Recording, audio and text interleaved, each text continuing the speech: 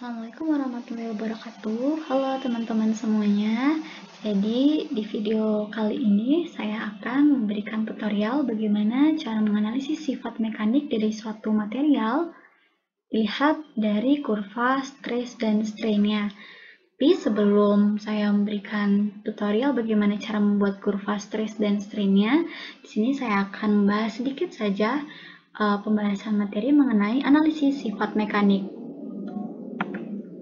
Jadi, sifat mekanik material ini menunjukkan hubungan antara gaya dan respon perubahan suatu material terhadap gaya tersebut.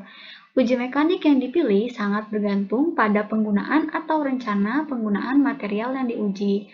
Di sini ada kurva stres dan strain-nya. Jadi, untuk di titik A ini adalah batas proporsional, yaitu batas di mana tegangan dan regangan memiliki hubungan yang proporsional atau hubungan yang linear. Kemudian di titik B merupakan batas elastis, yaitu batas suatu material akan kembali pada panjang semula apabila beban atau tegangan luarnya dihilangkan. Kemudian di titik C dan D ini adalah titik luluh, di mana batas material ini di mana pertambahan beban yang sama akan menghasilkan pertambahan panjang yang lebih besar. Maka pada suatu saat akan terjadi pertambahan panjang tanpa ada penambahan beban. Kemudian di titik E ini adalah titik maksimum, yaitu beban mencapai nilai maksimum dan pada batang uji mulai terjadi pengecilan penampang lokal. Kemudian yang di F, yaitu titik terakhir, merupakan titik putus atau breaking point. Itu material mengalami patah dan menyatakan kekuatan yang putus. Kemudian ini ada sifat material polimer, ada beberapa bentuk dan sifatnya, bentuk kurva dan sifatnya. Jadi nanti kurva yang kita buat bisa kita bandingkan dengan yang ada pada gambar ini. Jadi bisa kita melihat dari kurva yang kita buat kira-kira sifat materialnya itu seperti apa. Di sini ada yang sifatnya lunak dan lemah, kemudian kalau bentuk kurvanya seperti sebelahnya ini keras dan rapuh, kemudian di sebelahnya lagi ada sifatnya lunak dan liat, kemudian yang di bawah sini ada keras dan kuat dan juga ada keras dan liat. Selanjutnya mengenai deformasi. Jadi deformasi yang akan terjadi pada suatu material ini bisa terjadi dua macam deformasi. Ada deformasi elastik dan juga ada deformasi plastik. Jadi kalau deformasi elastik ini materialnya masih dapat kembali ke bentuk semula jika gaya tarik pada materialnya dihilangkan. Jadi sifatnya ini reversible atau dapat balik. Tapi kalau deformasi plastik ini materialnya tidak dapat kembali ke bentuk semula walaupun setelah gayanya dihilangkan, atau sifatnya lebih irreversible, yaitu tidak dapat balik. Nah, deformasi plastik ini terjadi sebelum materialnya mencapai titik luluhnya. Kemudian ada derajat kelenturan dan derajat kelentingan. Jadi sifat sampel itu ada yang lentur atau duktil dan ada yang regas atau brittle. Nah, kelenturan bahan ini berkaitan dengan derajat deformasi plastis yang terjadi sebelum bahan tersebut putus. Sebuah bahan dapat disebut lentur jika regangan pada deformasi plastisnya yang terjadi sebelum putus ini lebih dari 5%. Setelah kita mengetahui sedikit teori mengenai sifat mekanik dari suatu material, sekarang kita bisa langsung membuat kurva stres dan strain-nya.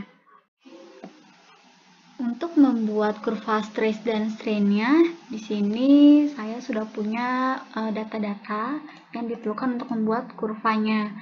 Di sini untuk membuat kurvanya sebetulnya kita hanya membutuhkan data tegangan dan juga regangan.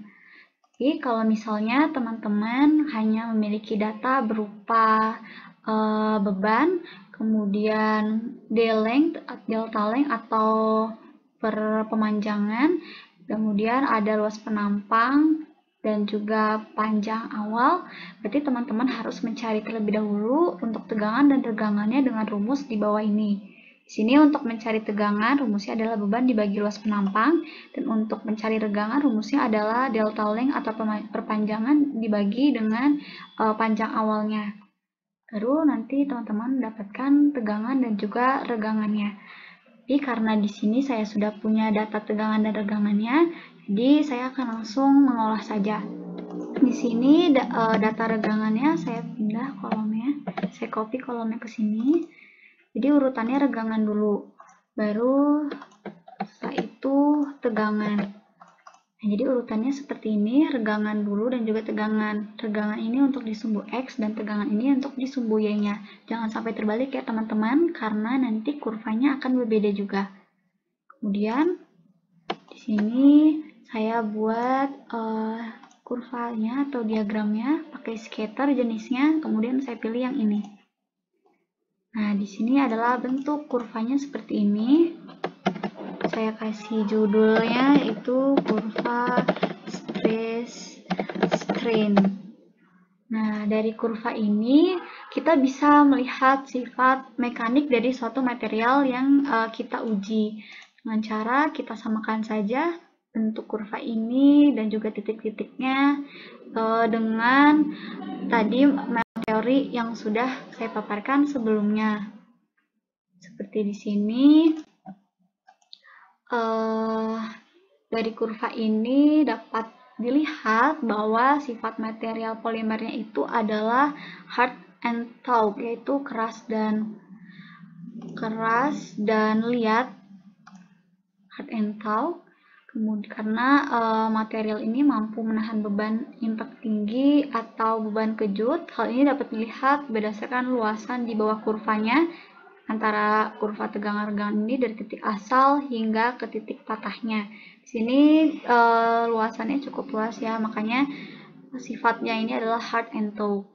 Di sini teman-teman bisa lihat dari kurva-kurva sifat-sifat dari suatu sifat material polimer yang tadi sudah dipaparkan. Kemudian di sini kita bisa lihat juga batas proporsionalnya atau titik A-nya. Titik A-nya kita bisa lihat di sini titik A-nya yaitu pada titik 0,0019,50,5. Jadi titik batas proporsional ini merupakan batas di mana tegangan dan regang ini memiliki hubungan proporsionalitas. Kemudian ada batas elastis atau titik B. Di sini titik B-nya ada di atasnya batas proporsional. Itu di titik 0,0021,53. Jadi batas elastis ini merupakan batas material akan kembali pada panjang semula apabila tegangan luarnya dihilangkan. Kemudian ada titik luluhnya. Sini titik luluh ini merupakan titik terjadi perubahan deformasi dari deformasi elastik ke deformasi plastik. Sini pada titik 0,005,56. Kemudian ada titik maksimum, yaitu titik yang paling tinggi atau titik puncaknya. Di sini pada titik 0,031,72. Dan yang terakhir ada titik patah. Di sini titik patahnya berada pada titik 0,25,60. Nah, kemudian material polimer ini tuh berada pada kondisi deformasi plastis, di mana material ini tidak dapat kembali ke bentuk semula walaupun setelah gayanya dihilangkan. Kemudian sifat sampel material polimer ini tuh adalah ductile atau lentur, di mana ductility sendiri adalah kemampuan material mengalami suatu deformasi plastis sampai material tersebut mengalami fracture atau putus. Dan berdasarkan kurva ini, material polimer yang kita uji ini mempunyai strain elongation-nya lebih dari 5% atau dapat dikatakan regangan plastisnya ini terjadi sebelum putus dari 5%. Jadi itu saja yang dianalisis dari suatu material berdasarkan kurva stress dan strain ini. Dan mungkin sekian video tutorialnya. Terima kasih teman-teman yang sudah menonton. Sampai jumpa lagi di video selanjutnya. Assalamualaikum warahmatullahi wabarakatuh.